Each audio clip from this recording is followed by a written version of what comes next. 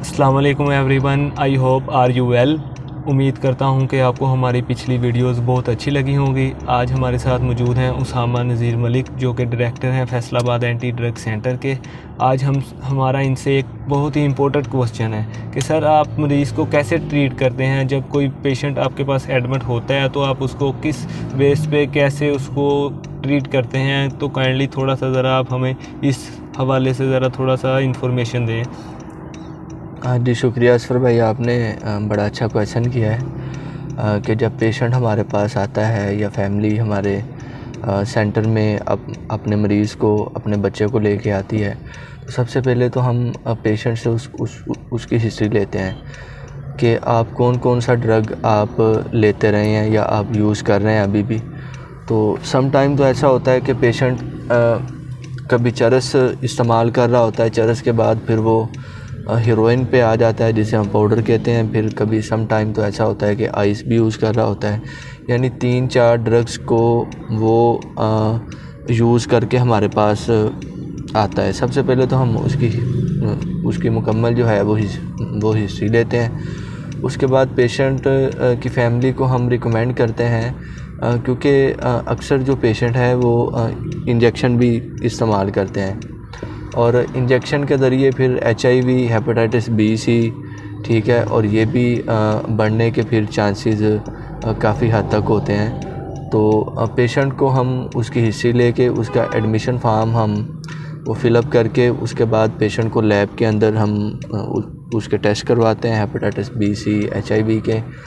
तो उसके बाद फिर हमारी जो मेडिकल स्पेशलिस्ट टीम है, जिसके अंदर MBBS क्वालिफाइड डॉक्टर हैं, हमारे साइकाइट्रिस्ट हैं, हमारे एडिक्शन स्पेशलिस्ट हैं, साइकोलॉजिस्ट हैं हमारे, और पैरामेडिकल स्टाफ है हमारे पास जो ऑलरेडी मौजूद हैं। फिर हम उनको रेफ़र कर देते हैं जिस भी डिपार्टमेंट का या जिस भी डॉक्टर का वो केस हो। अगर सम टाइम ऐसा भी होता है ना कि पेशेंट ड्रग ले के उसकी मेंटली कंडीशन वो अब नॉर्मल हो जाती है, उसकी मेंटली कंडीशन या मेंटली स्टेटस जो है वो डिस्टर्ब हो जाता है। फिर हमारी जो साइकाइट्रिस्ट टीम है वो उसको ट्रीट करती है, और अगर जिसको ज़हनी मसला ना हो फिर उसको हमारे जो हमारे जनरल फिजिशियन है वो ट्रीट करते हैं। तो इस तरह स्टार्टिंग डेज़ के अंदर तो हमारे जो डॉक्टर जो जिसे हम विड्रॉल सिम्टम्स कहते हैं, जो 4 से 5 दिन और मैक्सिमम भी 15 डेज़ तक का होता है, उसके अंदर पेशेंट की केयर की जाती है। मुकम्मल सुबह और शाम उसका मुआयना होता है बाकायदा, क्योंकि इन 15 डेज़ के अंदर पेशेंट की जो कंडीशन है वो फ्लक्चुएट होती रहती है।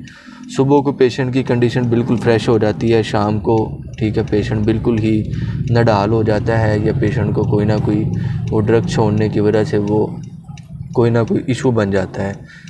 तो किसी को फ़ीवर हो जाता है, किसी को उल्टियाँ लग जाती हैं, पेचिस लग जाते हैं, फिर नज़ला ज़ुकाम हो जाता है, बॉडी के अंदर शदीद किस्म की पेन होती है, क्रेविंग होती है। सम पेशेंट्स को तो फिट्स भी लगते हैं, ठीक है।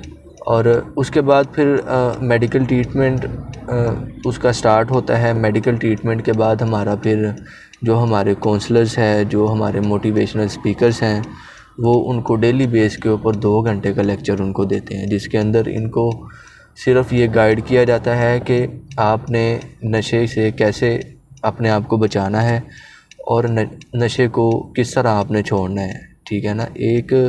जब तक इंसान के अंदर एक विल पावर नहीं होगी, इंसान कोई भी काम नहीं कर सकता। अगर मैं अपनी ही मिसाल लूँ, मैं कुछ काम करना चाहूँ माशरे के अंदर, अगर मेरे अंदर इतनी विलिंग नहीं है, विल पावर मेरे अंदर नहीं है, तो मैं किसी भी सूरत में वो काम नहीं कर सकता। तो हमारा जो लेक्चर्स देने का मकसद होता है, या जो हम पेशेंट को मोटिवेट करते हैं, बेसिकली हमारा जो पर्पज़ है वो पेशेंट की जो विलिंग पावर है उसको इंक्रीज़ करना होता है, ताकि पेशेंट जो है वो अपनी उस पुरानी लाइफ से, ठीक है, उस पुरानी लाइफ को तर्क करके वो अपनी एक नई ज़िंदगी की शुरुआत करे, और थोड़ा सा उस पे सोचे कि यार मैंने माज़ी के अंदर क्या किया है, माज़ी के अंदर क्या खोया, क्या पाया है, और अब मुझे अगर अल्लाह ने मौका दिया है या फैमिली ने मौका दिया है, या मैं किसी रिहैब सेंटर के अंदर मैं एडमिट हूँ, तो मैंने अपने आप को कैसे कवर करना है। और जो हमारा थर्ड प्रोसेस होता है वो है हम रूहानी तरीके से पेशेंट का इलाज करते हैं। रूहानी तरीके से मुराद ये है कि हम पेशेंट को 5 वक्त की नमाज़ वहाँ पे हमारे पास सेटअप मौजूद है, जिसके अंदर 5 वक्त की अज़ान होती है, 5 वक्त की नमाज़ वहाँ पे पढ़ाई जाती है उनको। उसके बाद वीकली दर्स कुरान होता है, जिसके अंदर डिफरेंट उलमा इकराम आते हैं, इनको समझाते हैं, गाइड करते हैं और इनको असल अपनी ज़िंदगी के मकसद की तरफ लेके जाते हैं। सडनली सर मेरे एक माइंड में क्वेश्चन आया है, कई फैमिलीज़ का भी ये क्वेश्चन होता है कि जब भी कोई पेशेंट उनका कोई भी एडमिट करवाने आते हैं या कोई भी वैसे भी होता है, कोई फ़ोन पे भी कॉल पे भी पूछते हैं कि आप जो भी उनका पेशेंट होता है, जो भी वो ड्रग्स यूज़ करता है, अगर वो पाउडर है, चरस है, तो काइंडली आप उसे थोड़े पहले 10 से 15 दिन जो विड्रॉल सिम्टम्स होते हैं उनके अंदर उसको वो प्रोवाइड करते हैं थोड़ी बहुत या नहीं करते? नहीं, देखिए, जब पेशेंट हमारे पास एडमिट हो जाता है ना, हम किसी किस्म का भी ड्रग पेशेंट को नहीं देते, ना थोड़ी डोज देते हैं, ना ही कोई हैवी डोज देते हैं। अक्सर फैमिली मुझसे भी ये क्वेश्चन करती है और हमारे स्टाफ से भी ये क्वेश्चन करती है और बड़े चुपके से कान के अंदर कह के जाती है कि यार आप ना हमारे पेशेंट को 4 से 5 दिन ना को हल्की हल्की डोज दे देना। तो फिर हम उनको गाइड करते हैं कि यार यहाँ पे लाने का मकसद आपका क्या है कि नशा छुड़वाना। अगर यहाँ पे ला के भी हम यहाँ पे थोड़ी थोड़ी करके डोज इनको दें, ये तो कभी भी नहीं छोड़ सकते, ठीक है ना। पेशेंट जब हमारे पास आ जाता है तो उसको हर किस्म के ड्रग से हम कट ऑफ कर देते हैं। अच्छा, कट ऑफ करने के बाद पेशेंट के अंदर जो सिम्टम्स आते हैं ना, कि जब इंसान को नशा छोड़ता है उसके अंदर डिफरेंट किस्म की अलामात, मैंने पहले भी जिक्र किया अपनी बात के अंदर, वो अलामात जो भी पैदा होती हैं उसे हम बाई मेडिकेशन ट्रीट करते हैं। उसको मेडिसिन के ज़रिए हम उसको कंट्रोल करते हैं कि सम टाइम बॉडी के अंदर शदीद पेन है तो ठीक है, पेन किलर दे देते हैं।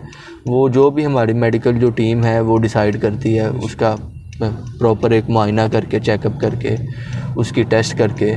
तो इस तरह एक मुकम्मल प्रोसीजर है। ये बात तो 100% झूठ है कि मैं अपने सेंटर की हद तक बात करता हूँ। बाकी सेंटर में भी मुझे नहीं लगता कि वो थोड़ा थोड़ा करके डोज देते होंगे, कोई भी सेंटर डोज नहीं ऐसे देता होगा। लेकिन अब ज़ाहिर सी बात है, अब मुझे बाकी सेंटर्स का नहीं पता, मैं तो सिर्फ अपने रिहैब सेंटर की बात करूँगा कि जो मेरे रिहैब सेंटर के अंदर पेशेंट आता है, मैंने कभी उसको ना तो कोई किसी भी किस्म की डोज़ दी है, ना तो किसी भी किस्म का कोई ऐसा उसको मेडिसिन दी है कि जिससे उसको ज़हनी सुकून या जैसे एक नशा करके उसको सुकून मिलता है वो मिले। सामा भाई, माज़रत के साथ मैं आपसे एक और क्वेश्चन करता हूँ।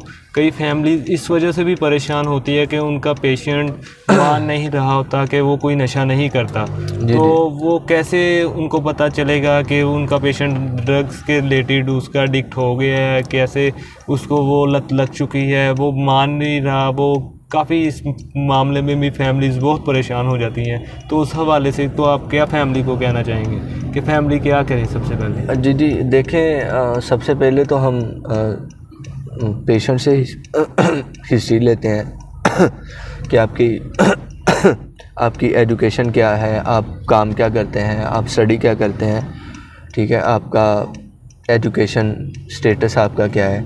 उसके बाद फिर हम फैमिली से सेपरेट मुलाकात करते हैं कि आपका पेशेंट की जो रूटीन है वो कब से डिस्टर्ब हुई है।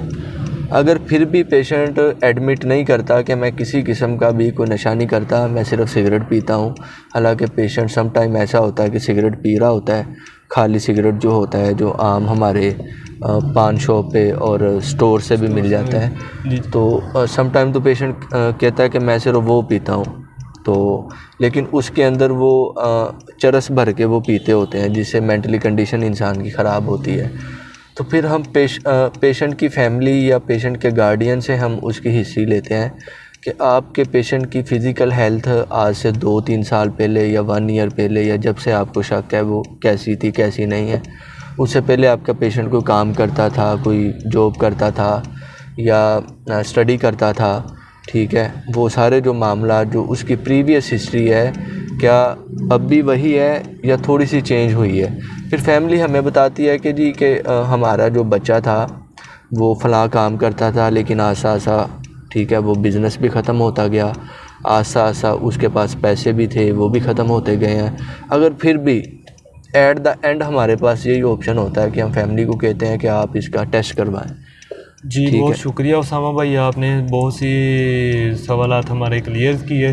बाकी हम नेक्स्ट प्रोग्राम में फैमिली को ये बताएंगे कि कैसे फैमिली को पता चले कि उनका मरीज़ किसी ड्रग्स के रिलेटेड मुब्तला हो चुका है, उस नशे में मुब्तला हो चुका है। बाकी आपका बहुत बहुत शुक्रिया।